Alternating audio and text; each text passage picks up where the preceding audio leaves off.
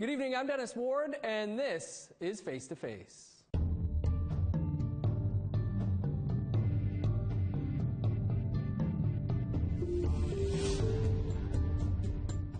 Our guest this week is Margaret Froh, President of the Métis Nation of Ontario.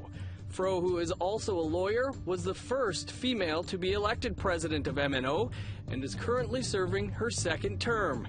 In recent years, the MNO has been at odds with the leadership of the Manitoba Metis Federation and the former leadership at the Métis National Council over its registry. President Froh, great to have you with us this week. Thank you for having me, Dennis. A lot going on for the Métis Nation of Ontario, of course, but I guess a few elephants in the room to deal with. That it's been a few tumultuous years in Métis politics, legal action, suspensions, concerns with registries. What's your take on what's been unfolding for the last 3 or 4 years? Yeah, thank you, Dennis. And it is the elephant in the room, I suppose. Unfortunately, we've been battling some real dysfunction at the Métis National Council level, a lack of Board of Governors meeting, a lack of governance and oversight, a lack of assemblies being called. And I'm very happy to report that last summer we were successful in having a court-ordered assembly that resulted in business resuming, the election of a new national president in Cassidy-Caron. And I think a recommitment to ensuring that the Métis National Council moves forward in a new way, which is one that is really focused around transparency and accountability for the good of our citizens all across the Métis Nation. As you mentioned, it was a court-ordered assembly. What does it say to you that it took a court order to get people in the room? Yeah, well, in fact, it was the Métis Nation of Ontario that commenced the litigation to actually get to that assembly. I think it speaks to, the need for a change in leadership, the need for a fresh perspective, the need for, coming back to the table and really looking forward in the best interest of all Métis and the advancement of Métis rights and self-government. And that's exactly what we got. We saw our governments coming together in assembly and giving that clear direction. And I think in particular with the election of Cassidy-Caron as our new national president, I think it signals a change in that we are moving forward in a new era of transparency and accountability and really, really being a strong voice for the Métis Nation all across Canada. Part of that court-ordered assembly saw MNO welcomed back into the fold from suspension, I guess. What part of that was over your registry? What is your response to those who feel that MNO is the gateway for the Eastern Métis, or the Eastern invasion, as some have called it? How would you describe those concerns? Yeah, no, and I just wanted to clarify, the MNO was never suspended. The MNO was on probation. And there was a decision by just a few individuals declaring that the MNO was suspended, and in fact that wasn't correct. And in fact we went to court, and the court concluded as well that we were not suspended.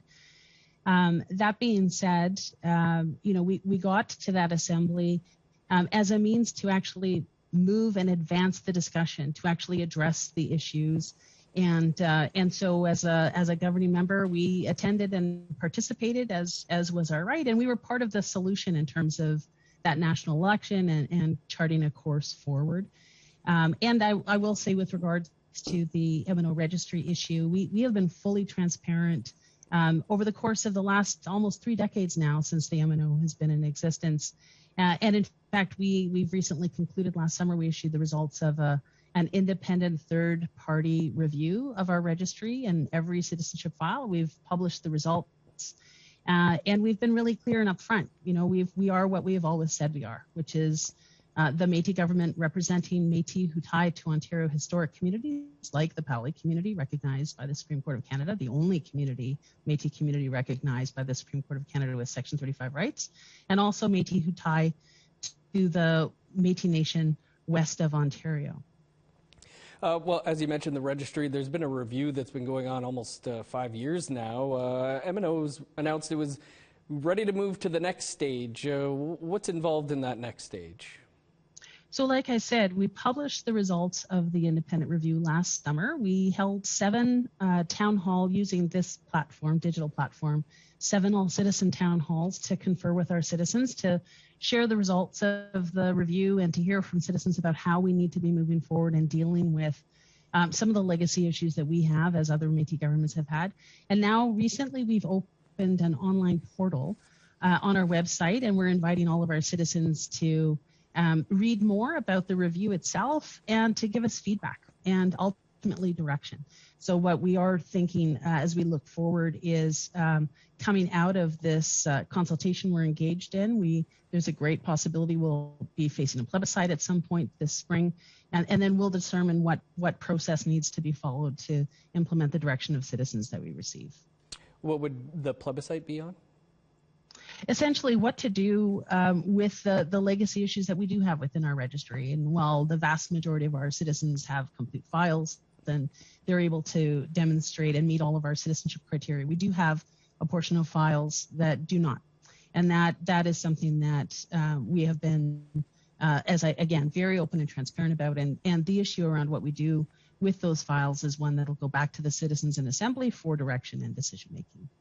The Registry Review Report, which was released about a year ago, was also pointed to, some, as you're aware, used it for their own criticism. And some of those critiques were that 23% of the MNO's citizenship are connected to Métis communities in Western Canada through Métis script, and only 9% were connected to the historic Métis community in northwestern Ontario. What do you say to those concerns? Well, again, we've been really open and upfront around the results of this, and some of the stories that aren't told in the registry review, we did prioritize links to Ontario historic communities. So we haven't yet done that work to show the links that Ontario Métis also have to Western Canada. So those numbers aren't quite complete, but approximately a third of our citizens directly tie to the broader Métis Nation, and just around 2/3 of our citizens tie to that Pali community, the community that the Supreme Court recognized in that Great Lakes Métis community in Pali. And what I will say is the registry review has been incredibly helpful for us in that it gives us that clarity, especially as we're moving forward with self-government. It gives us that clarity around exactly who we represent, what communities they tie to, where they live, how we can best engage them. And it's something that will be incredibly helpful as well as we move forward to continue with our rights assertions work. And in fact, in that regard, the Métis Nation of Ontario has really led the way, first advancing Pali, which finally recognized Métis rights for Métis across the homeland, but also even in terms of securing a harvesting agreement with Ontario for Métis harvesters, which we renewed a few years ago. And we continue to move forward with that work, telling the story of Métis and being that strong voice for Métis rights in Ontario. One of the comments that you made earlier around that sort of the Eastern invasion, we have long said that we in fact are the wall protecting the Métis Nation against false claims of Métis identity from Quebec and Eastern Canada. And we continue to serve in that role. When you mention, some of these legacy issues that are with the registry and the review that's going on, is there the possibility that people who hold citizenship with the MNO, that they would lose that? That ultimately will go to the citizens in Assembly for direction. And so the question truly is one that we've put out to our citizenship. We have a little over 28,000 registered citizens now across Ontario and beyond. And this question is one that ultimately goes to them. That's part of our MNO, our Métis governance system that we've established. Part of the assembly, the court-ordered assembly there, and ending the probation for MNO was that an expert panel was going to be set up to review the history of 7 Ontario communities that have been in question. What's up with that report, and when can we expect it? Well, as I'm sure you can appreciate, the Métis National Council has been a little bit busy with a few other matters of late, including commencing litigation against prior leadership, just moving forward again with that strong push towards transparency and accountability. We have not yet had the opportunity to come back and gather in Assembly We are, in fact, preparing right now for some other key priorities, including a trip to the Vatican, a Métis Nation delegation to see Pope Francis and to talk about the Métis experience within residential schools, and move that relationship forward. And the resolution around the expert panel is one of the items that we'll certainly be coming back to and talking more in depth around how it is that we move forward with that work in a way that advances Métis rights, that advances our Métis governments, that advances and has clarity around the role of Métis National Council as well. President Froh, much more to talk about here, including that trip to the Vatican. We just need to step aside for a quick break, and then we'll continue the conversation here with the MNO President, Margaret Froh.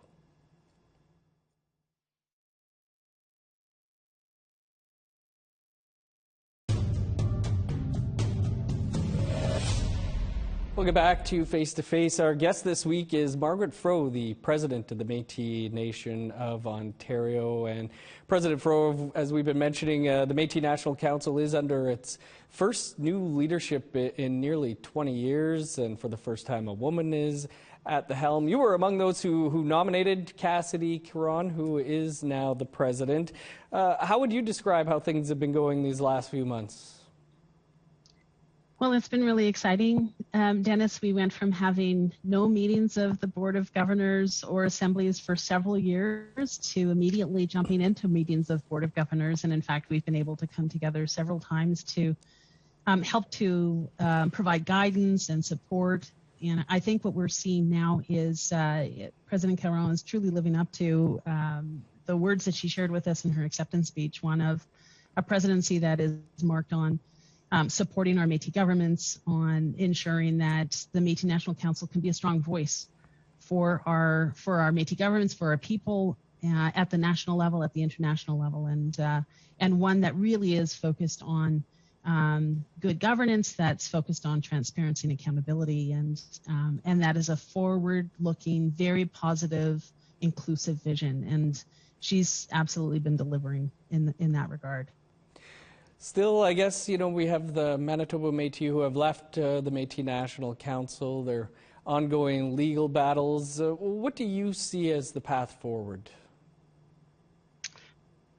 Well, I think it's unfortunate that MMF chose to leave on the eve of a long-awaited General Assembly. And I think, just to be very clear, I think that the decision was made when it was realized that they no longer had control of the Métis National Council. They chose to walk away.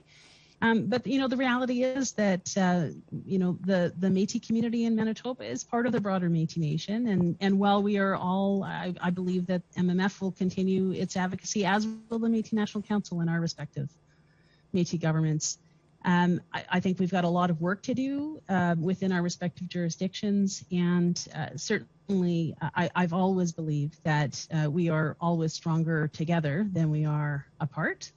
And that, in fact, when one of our Métis governments wins, we all win. And in that sense, we continue to cheer on all other Métis governments. But to be sure, there's those relationships may have changed at the Métis National Council level.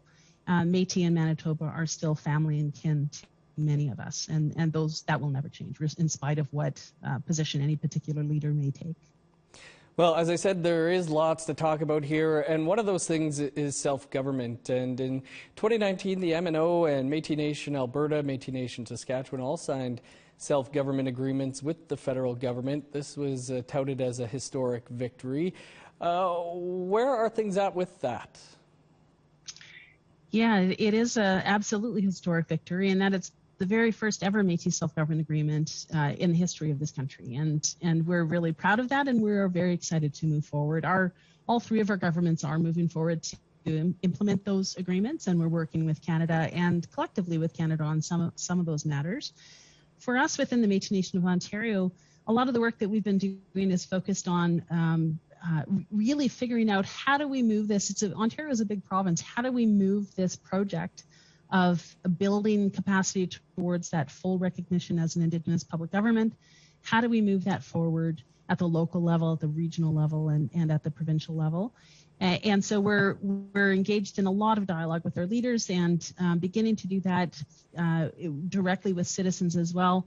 And of course, one of the biggest projects that we have to undertake in order to move forward is building our constitution and establishing that vision of what we want that future Métis government to look like under self-government. And that's very much, you're going to be hear us talking about that over the next couple of years.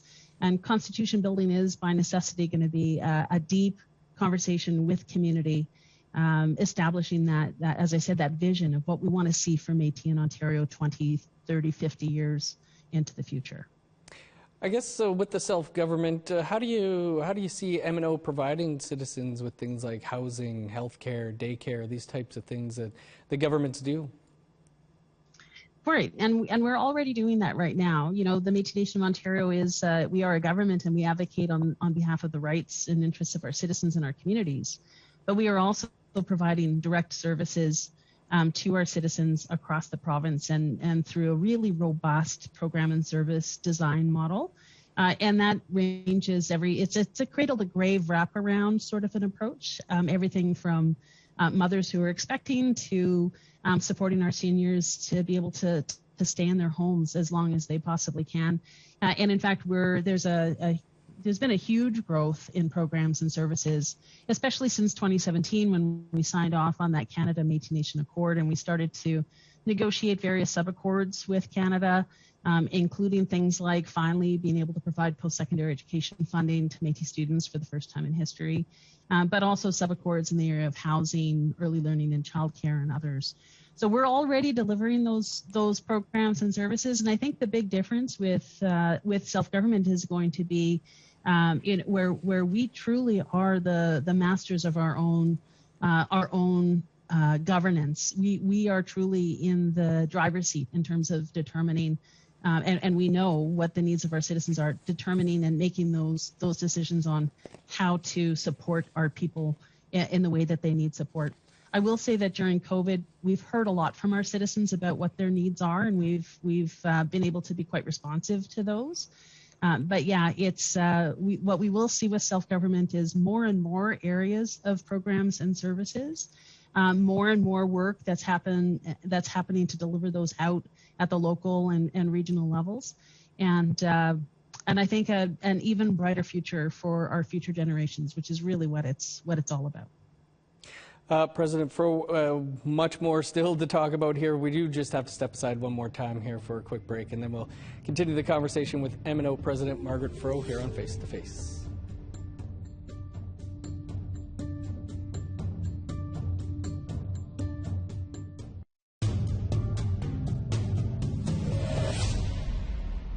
Welcome back to Face to Face. Our guest this week is Métis Nation of Ontario President Margaret Froh. And President Froh, earlier we spoke about citizenship, and we've seen some very high-profile examples in recent years of people in film and television, academia, other places, claiming that they are Métis when it appears that that is not the case. How concerning is this for you?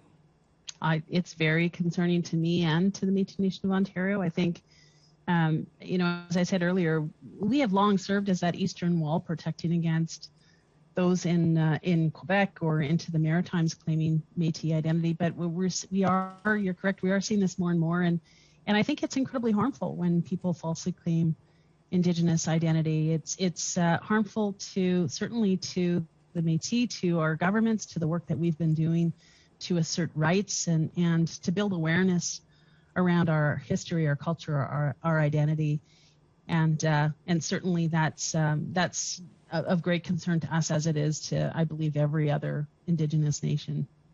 Why do you feel that Métis seems to be the go-to right now, though, for a claim of indigeneity? I think that one of the things that we're managing with all of this is a general lack of awareness and understanding about who the Métis are within Canadian civil society.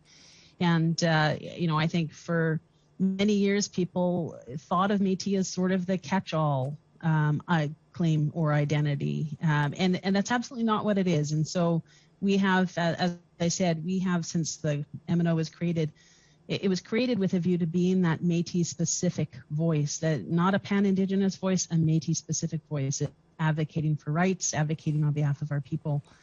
But I think there's still a lot of work that we need to do within this country to educate Canadians around who we are as Métis people, as a distinct Indigenous people. I think that is very much part of the challenge. I think another area that, I think historically might have been a concern, which is less so now, is, while there is an Indian Act registry that's managed by Ottawa, historically there hasn't necessarily been the ability to turn to things like Métis government registries. I'm very proud of the registry that we've built, which is, I think, second to none. And the reality is that whether it's a Métis government or First Nation or Inuit governments, we actually know who our people are, and we have strong systems in place to be able to identify them. And so, we have the answers on these things, and I think we need to be building a lot more awareness and education out within post-secondary and other institutions around who we are as a people, and also who we are as Métis governments and other Indigenous governments. As we've been mentioning, Métis Nation of Ontario will be part of a delegation going to Vatican City to meet with the Pope. Not you personally, but there will be a representative as well as Métis National Council going. What is the message that you're hoping will be brought to the Pope? Yeah, we are part of that Métis Nation delegation. It's a small group that's going. I believe there's 8 of them, and it's. I think we've done a really good job at the Métis National Council, having both a male and a female elder, young people, old people. We've got gender diversity, gender balance, and gender diversity reflected in our delegation, and we are bringing forward the voices of Métis survivors of the residential school and day school systems. And I certainly from my hope is that I know I have faith in our delegation to be able to actually bring the voices of Métis people to the Pope, to the Vatican, to help build that awareness and understanding of who we are as a people and the impact that those institutions have had within our communities and continue to have within our families and our communities. So building awareness and understanding, building a relationship, and that one that we can build on from there as we talk about how do we try and resolve some of those wrongs and resolve the ongoing challenges, that ongoing legacy that is felt within our communities. President Froh, down to our last minute here, but I know the Manitoba Metis Federation, Métis National Council both met with the Deputy Prime Minister this week for budget discussions. Maybe you have as well. Are there any concerns about funding going forward with the split of the MMF from MNC? There's, as you know, the record amount of funding under the Trudeau government for Métis. It's been phenomenal, the support that we've seen from the Trudeau government for the Métis Nation. And I think one of the things that the government are very clear on is they have a responsibility. And in fact, prior to that Daniels decision coming out in 2016, they'd already made commitments to restoring the nation-to-nation, government-to-government relationship. And we've seen that play out, and I'm hopeful that we'll see that continued support. President Froh, unfortunately, we're all out of time here, but do thank you so much for taking the time to be with us on the show this week. It's been a pleasure, Dennis. Thank you for having me. And you can catch up on any episodes you may have missed by visiting our website, aptnnews.ca. This episode and all of our past episodes are also available as podcasts. You can find those at aptnnews.ca/face-to-face podcast. I'm Dennis Ward. Thanks for being with us. Have a great night. We'll see you back here next week.